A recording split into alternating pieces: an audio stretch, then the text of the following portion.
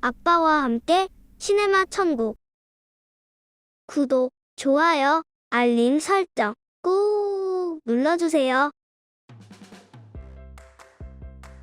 안녕하세요. 아버지와 교육연구소 김용익입니다.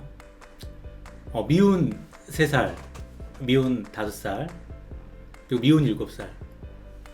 우리 주변에 왜 이렇게 미운 아이들이 많은지 모르겠습니다. 그맘때 아이들이 다 미운 짓만 하는 걸까요? 혹시 아빠나 엄마가 아이들의 마음을 다 읽어주지 못하는 건 아닐까요? 오늘은 유아기에 강조되는 주도성에 대해서 영화를 통해 함께 살펴보도록 하겠습니다. 오늘의 영화는 바로 패딩턴입니다. 페루의 깊은 숲에 사는 작은 곰 패딩턴은 부모님이 돌아가신 어린 시절부터 삼촌 부부의 따뜻한 돌봄을 받으며 함께 살았습니다. 어느 날 평화로운 숲에 큰 지진이 일어나 삼촌이 돌아가시게 되고 삶의 터전을 잃은 패딩턴은 고민 끝에 영국인 탐험가를 찾아가는 런던행을 결심합니다. 아주 오래전 영국인 탐험가는 페루의 숲을 탐험하다가 패딩턴의 삼촌 부부를 만나게 됐고 얼마 동안 함께 생활하면서 삼촌에게 영어를 가르쳐주며 인연을 맺었습니다. 탐험가는 숲을 떠나며 언젠가 삼촌 부부가 영국에 오게 되면 잘 돌봐주겠다는 약속과 함께 자신이 쓰던 빨간 모자를 남기고 영국으로 돌아갔습니다. 이제 패딩턴은 삼촌과 탐험가의 오래전 약속을 믿고 빨간 모자를 머리에 쓴 채 미지의 세계인 영국으로 출발합니다. 영국 캔배에 몰래 몸을 실은 패딩턴은 가까스로 런던에 도착하지만 아는 사람 하나 없는 낯선 곳에서 자신감을 잃고 방황합니다. 하지만 우연히 동물을 아끼는 브라운씨 가족을 만나게 되고 그들과 함께 서툰 도시 생활을 시작합니다.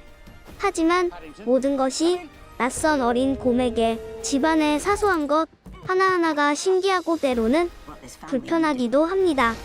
결국 호기심 많은 패딩턴이 손대는 일마다 대형 사고로 이어지고 어느새 어린 곰은 브라운씨 가족에게 천덕꾸러기가 되고 맙니다. 과연 패딩턴은 브라운씨 가족과 함께하는 도시 생활에 잘 적응하고 결국 모자를 남기고 간 탐험가를 만날 수 있을까요?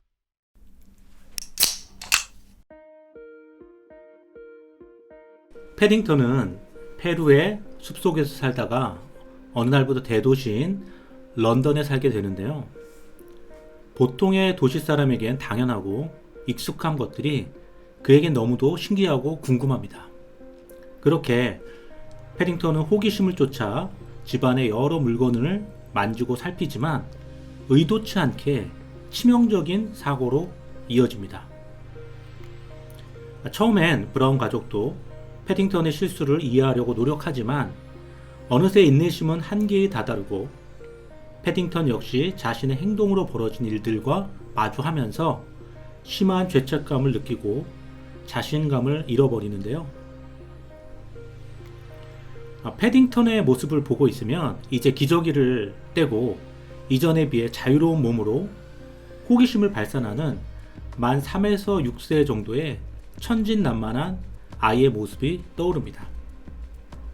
이 시기 개구장이들이 자신의 호기심을 쫓아 마음껏 하고 싶은 일들을 하다 보면 어느새 집안은 엉망이 되고 이를 지켜보는 부모님의 큰 소리가 끊이지 않게 됩니다. 이 시기 아이들은 자기 스스로 주변을 탐색하고 몸을 사용해 원하는 것을 마음껏 해보고 싶은 욕구가 무척 강한데요. 이를 습관이나 예절이라는 잣대로 바라보면 아이를 도저히 용납하기 어렵습니다. 하지만 자녀의 발달 과정으로 이해한다면 수용할 수 있는 여지가 상당히 많을 겁니다. 저희 아들이 서너 살 무렵에 신문지로 공을 만들어서 플라스틱 야구 방망이로 공을 치는 놀이를 실컷 했는데요. 저는 처음에 공을 던지고 받는 것이 야구의 기본이라고 그것부터 하려고 했지만 아이는 일단 방망이로 치는 것부터 하겠다는 겁니다. 한참 아이와 실랑이를 벌이다가 결국 제가 아이의 말을 수용해서 공치기를 먼저 하는 것으로 정리한 후 이제 공을 치려고 하는데 아이 마음이야 잘 치고 싶지만 연신 헛스윙을 계속 하는 것이었습니다.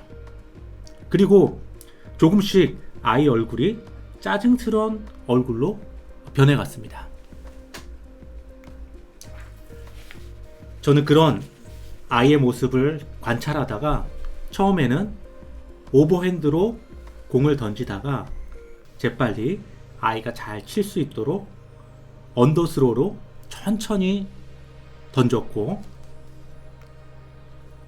그리고 거리를 좁혀서 던지기 시작하자 그제서야 아이는 한두 개씩 공을 맞추기 시작했습니다. 그리고 추가로 하나, 둘, 셋 박자를 넣은 후에 던지니까 좀 더 잘 맞히기 시작했습니다. 그리고 제가 없을 때도 혼자 아이가 공을 칠 수 있는 방법을 고민하다가 신문지 공을 끈으로 연결해서 천장에 매달아 놓았더니 아이는 어린이집에서 돌아와서 혼자서 실컷 공을 두들겼습니다. 그렇게 며칠 동안 방망이로 신나게 공을 치고 나니 아이는 그제서야 공을 던지는 것도 하고 싶다는 겁니다. 그런 아이를 보면서 아이와 함께 무언가를 할 때 어른인 내 생각만 고집할 것이 아니라 때로는 아이의 의견을 융통성 있게 수용하고 다양한 방법으로 접근하는 것도 필요하다는 생각을 해보았습니다. 에릭슨은 만 3에서 6세 아이들의 주요한 과업으로 주도성을 꼽는데요.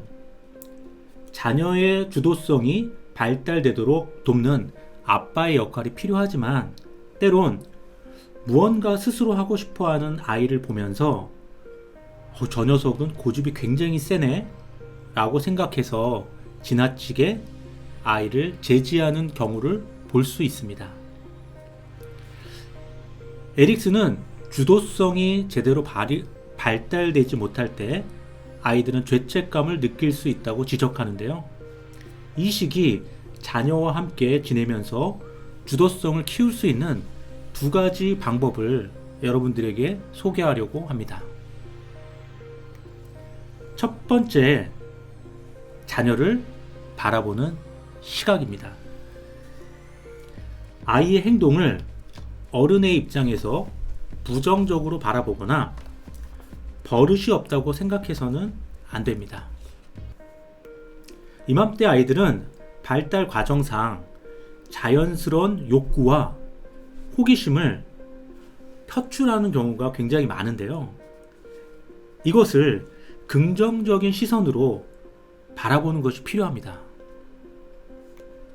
예를 들어 야구놀이를 아이와 할 때 아이는 던지는 것보다 공을 치는 것이 무척이나 하고 싶어 했는데요.